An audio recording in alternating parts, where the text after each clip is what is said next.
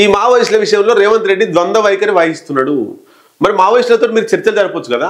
రేవంత్ రెడ్డి గారిని నేను సూటిగా ఒక ప్రశ్న అడుగుతున్నా. గతంలో 2004లో శాంతి చర్చలు జరిగినాయి. తెలంగాణ రాష్ట్రం ఉమ్మడి ఆంధ్రప్రదేశ్ కలిసి ఉన్నప్పుడు వైఎస్ రాజశేఖర రెడ్డి ముఖ్యమంత్రిగా ఉండే, కాంగ్రెస్ పార్టీ ముఖ్యమంత్రిగా ఉండే. ఇప్పుడు కూడా కాంగ్రెస్ పార్టీ ముఖ్యమంత్రిగా రేవంత్ రెడ్డి ఉన్నాడు కదా. అప్పుడు కేంద్ర ప్రభుత్వంతో సంబంధం లేకుండా రాష్ట్రంలో మావోయిస్టులతో చర్చలు జరిపారు కదా. మరి ఇప్పుడు కూడా కేంద్ర ప్రభుత్వంతో సంబంధం లేకుండా రాష్ట్ర ప్రభుత్వంలో చర్చలు జరపొచ్చు కదా రేవంత్ రెడ్డి గారు. మరి ఎందుకు జరపడం లేదు? తెలంగాణ రాష్ట్రంలో కూడా ఎన్కౌంటర్లు జరుగుతున్నాయి కదా. ఎన్కౌంటర్లు ఎందుకు ఆపలేదు మీరు?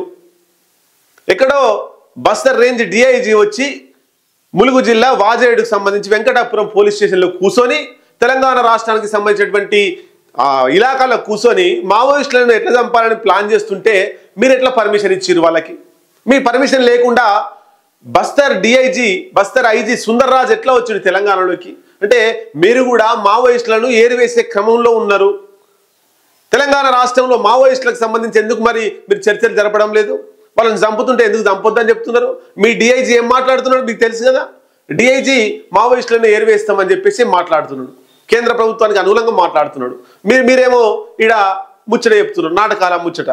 అంటే మావోయిస్టుల పట్ల మీకు ఏదో మంచిగా ఉందని చెప్పుకోవడం కోసమే.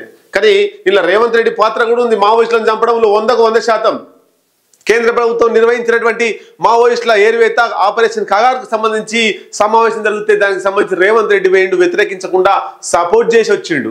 మరి ఆడొక మాట ఈడొక మాట ఎట్లా వెళ్తుంది అనుకుంటున్నారు మీరు? మావోయిస్టుల మీద ద్వంద్వ ప్రేమ, కపట ప్రేమ ఎందుకు? చంపుతాం మేము మావోయిస్టులకు వ్యతిరేకమని చెప్పండి కాంగ్రెస్ పార్టీ, లేదా మావోయిస్టులను కాపాడుతామని చెప్పండి. మీ ప్రభుత్వంతో మీ పోలీసు యంత్రాంగంతో వాళ్ళని చంపొచ్చు, వాళ్ళ మీద కక్షలు ఇబ్బందులు చేయొచ్చు, వేరే రాష్ట్రానికి సంబంధించి ఇక్కడికి పోలీసులను కూడా అలౌ చేయొచ్చు మావోయిస్టుల మీద దమనకాండ కోసం. మళ్ళా ఇక్కడ వచ్చి మావోయిస్టులు మన అన్నదమ్ములే కదా అంటుండు. అది ఎట్లా సాధ్యం, ఇది ఎట్లా సాధ్యం? రేవంత్ రెడ్డి చెప్పాలి. ఈ 2-4 ధోరణి ముచ్చట మానేస్తే ప్రజలు ఏమైనా నమ్ముతారు రేవంత్ రెడ్డి గారిని. కాబట్టి ఇప్పటికైనా వైఎస్ రాజశేఖర రెడ్డిని స్ఫూర్తిగా తీసుకొని వైఎస్ రాజశేఖర రెడ్డి 2004లో ముఖ్యమంత్రిగా ఉన్నప్పుడు, ఉమ్మడి ఆంధ్రప్రదేశ్ ముఖ్యమంత్రిగా ఉన్నప్పుడు చర్చలకు పిలిచిండు మావోయిస్టులను. సరే చర్చలు సఫలమైన విఫలమైన పక్క పెడితే ఒక ప్రయత్నం చేసిండు.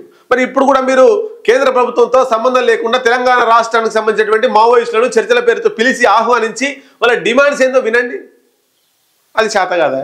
మళ్ళీ ఇప్పుడు అన్నదమ్ములే అని చెప్పి ముచ్చట చెప్తుండే. అట్లా రెండు ముచ్చట్లు చెప్తే బాగాలేదు.